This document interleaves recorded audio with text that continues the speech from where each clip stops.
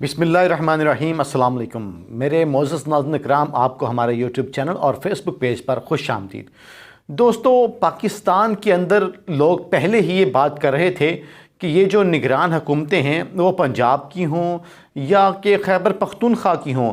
हत्ता कि अब तो अगर आप देखें तो अनवारुल हक काकड़ हुकूमत जो है ये भी ज़ायदुल मियाद हुकूमतें हैं और आइन में चूँकि इनकी कोई गुंजाइश नहीं है और सुप्रीम कोर्ट ने भी इस बारे में कोई फ़ैसला नहीं किया था।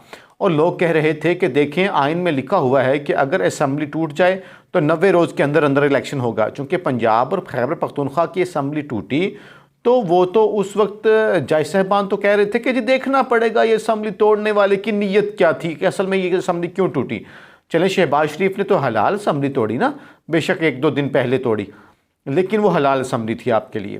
तो 90 रोज़ में इलेक्शन होने थे, ना पंजाब ना खैबर पख्तूनख्वा, वहाँ यहाँ पे 90 रोज़ में इलेक्शन ना हुए, कौमी असम्बली और बाकी जगहों पर भी इलेक्शन ना हुए, तो उसको ज़ायदुल मियाद हुकूमतें कहा गया। सब लोग कह रहे थे कि ये आइनी हुकूमतें नहीं हैं। उसके बाद अब मामला इलेक्शन का आ गया।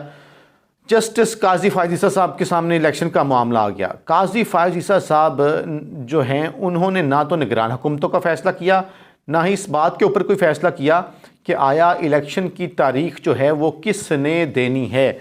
और अगर 90 रोज़ में इलेक्शन नहीं होता, जो कि नहीं हुआ, तो उसका ज़िम्मेदार कौन है। सदर को ज़िम्मेदार ठहराना है तो सदर को उसको ज़िम्मेदार ठहराएं, गवर्नर्स को ज़िम्मेदार ठहराना है तो गवर्नर्स को ज़िम्मेदार ठहराएं, और अगर इलेक्शन कमीशन को ज़िम्मेदार ठहराना है तो उनको ज़िम्मेदार ठहराएं।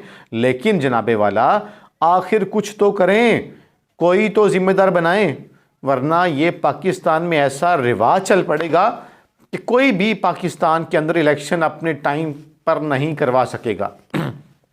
लेकिन चूँकि हमें शौक़ है, आपको शौक़ है और आपने अपना शौक़ पूरा करना है और कर लें। अब ख़बर जो है वो सुप्रीम कोर्ट से है और सुप्रीम कोर्ट के जज साहबान कह रहे हैं कि जनाब ये जो निगरान हुकूमतें हैं, ये 90 रोज़ से आगे जो भी दिन है वो गैर आइनी गैर कानूनी दिन है। अब मैं आपको बताता हूँ कि बेसिकली हुआ क्या। 90 रोज़ में जो सुप्रीम कोर्ट ऑफ पाकिस्तान में जो आम इंतखाबात का मामला आया था वो मामला तो हल हो गया। 8 फरवरी को इलेक्शन की तारीख भी आ गई और काजी फ़ायज़ ईसा साहब ने यह भी फरमा दिया कि इलेक्शन होने या ना होने से मुतल्लिक आप सवाल नहीं करेंगे। अगर आपने कोई बात करनी भी है, ज़रूर करनी है, तो आप बात जो है सिर्फ़ और सिर्फ अपनी बीवी से कर सकते हैं। वैसे आपने चूचना नहीं करनी, वैसे आपने बिल्कुल भी नहीं बोलना। अच्छा जी, अदरवाइज़ आपने कैमरे के ऊपर कोई बात नहीं करनी, अपनी बीवी से सिर्फ बात करनी है। लेकिन जस्टिस अतर मिनल्ला साहब जो उस वक्त पंजाब और खैबर पख्तूनख्वा असम्बली टूटने के मामले पर फरमा रहे थे, कह रहे थे कि जी असम्बली टूटी क्यों, पहले तो हम इस मामले को देखेंगे।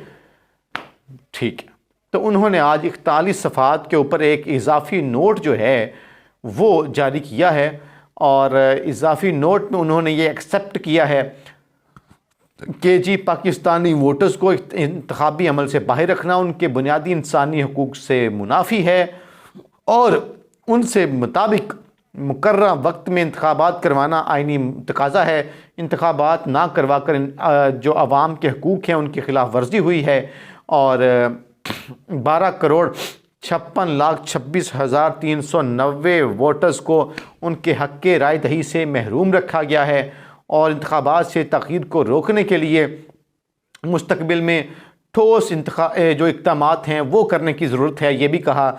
और अतर मिनल्ला साहब के मुताबिक 90 दिन के बाद इलेक्शन में 1 दिन की ताख़ीर भी जो है वो आइन की संगीन तरीन ख़िलाफ़ वर्जी है और ये भी कहा कि आइन के संगीन तरीन ख़िलाफ़ वर्जी का जो है उस पर सज़ा है, इसमें कोई छूट नहीं होगी।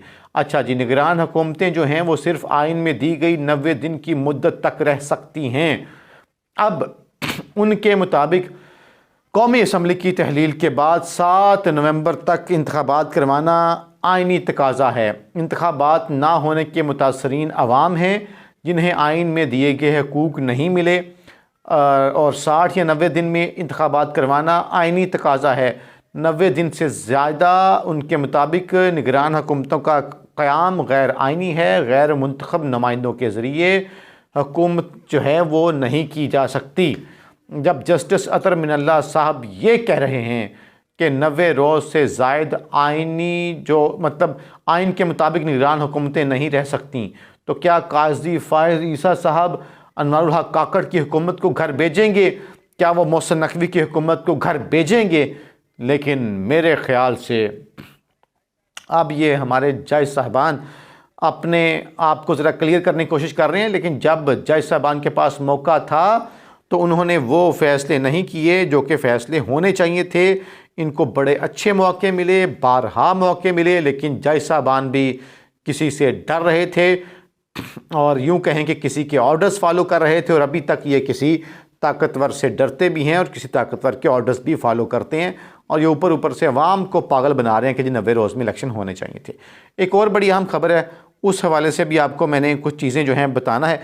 वो ये है, इलेक्शन कमीशन से ख़बर है जी, और इलेक्शन कमीशन जो है वो आज अचानक जाग गया है और फ़ौज की तैनाती की बात कर रहा है। इलेक्शन कमीशन अब फ़ौज की तैनाती की डिमांड कर रहा है, फ़ौज को तैनात करने की बातें कर रहा है, ये ख्वाहिश कर रहा है इलेक्शन कमीशन। और हमें आज बताया गया कि जी इलेक्शन कमीशन ने आइंदा जो इलेक्शंस हैं उसके हवाले से एक अहम इजलास किया है, और जो ओवरऑल इस वक्त इंतखाबात की जो तैयारियां हैं उसके ऊपर उन्होंने इत्मीनान का इजहार किया है, और अमन व अमान की सूरत हाल को यकीनी बनाने के लिए, पुरअमन इंतखाबात को यकीनी बनाने के लिए, उनके इनेकाद के लिए सूबाई हुकूमतों, लॉ इन्फोर्समेंट एजेंसियों, उनकी तैनातियों से मुतल्लिक 1 हफ़्ते के अंदर मुकम्मल तफसीलात दी जाएँ। और ये भी कहा गया कि पुलिस फ़ोर्स की कमी की सूरत में बर वक्त जो है उनका मुतबादल भी इंतज़ाम किया जाए, और आम इंतखाबात के दौरान पाक फ़ौज की खिदमात भी हासिल की जाएँ ताकि अवाम को अपना हक़ राय दही इस्तेमाल करने के लिए मुकम्मल सिक्योरिटी जो है वो फ़राहम की जाए।